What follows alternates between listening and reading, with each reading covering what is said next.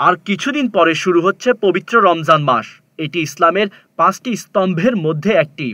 ইসলামের দৃষ্টিতে সাবালক বা প্রাপ্তবয়স্ক ও শারীরিক মানসিকভাবে সুস্থ সব ব্যক্তির জন্যই রোজা রাখা ফরজ।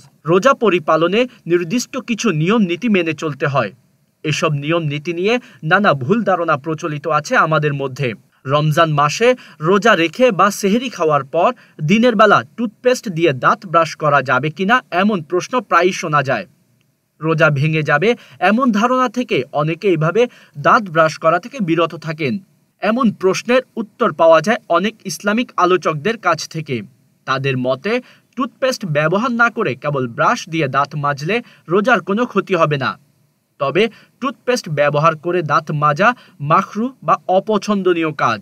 আবার এভাবে ব্রাশ করার সময় মুখ গহ্বরে পেস্টের কণা ঢুকে গেলে রোজা ভেঙে যেতে পারে।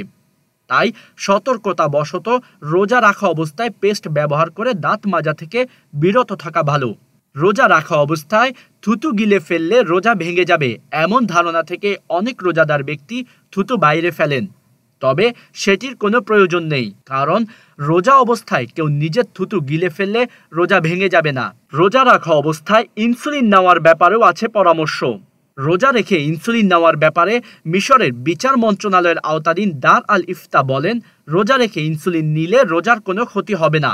মানুষকে ইনসুলিনের ডোজ নিয়ন্ত্রণ করার পরামর্শ দেওয়া হয়, যাতে ইনসুলিন ব্যবহারকারী ওইটুকুই ব্যবহার করেন যা তার শরীরের চিনির মাত্রা স্বাভাবিক অবস্থায় ফিরিয়ে আনার জন্য যথেষ্ট।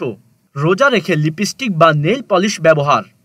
মালয়েশিয়া সরকারের ফতোয়া বিষয়ক অফিসিয়াল ওয়েবসাইট রোজা অবস্থায় লিপস্টিক বা নেইল পলিশ ব্যবহার প্রসঙ্গে বলে, রমজান মাসে রোজা রেখে লিপস্টিক নেইল পলিশ ব্যবহারে কোনো ক্ষতি নেই। এর কারণে রোজা ভঙ্গ হবে না যদি না তা মুখের ভেতরে প্রবেশ করে।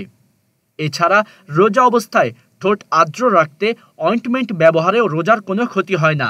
অজুর আগে নেইল পলিশ অবশ্যই সরিয়ে নিতে হবে। রোজা রেখে গোসল ও সাঁতার কাটা প্রসঙ্গেও আছে অনেক মত।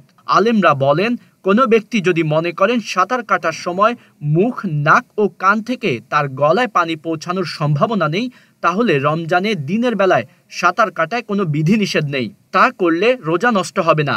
হাদিস সংকলন আল মোসান্নাফের বরাত দিয়ে জানা গেছে, তৃষ্ণা বা গরমের কারণে নবী করিম সাল্লাল্লাহু আলাইহি ওয়াসাল্লামকে রোজা অবস্থায় তাকে মাথায় পানি ঢালতে দেখা গেছে। ইমাম নববী বলেন, রোজাদারদের জন্য পানিতে ডুব দেওয়া বৈধ। আর যদি গলায় পানি চলে যাওয়ার সম্ভাবনা থাকে তাহলে তার সাঁতার কাটা উচিত নয়।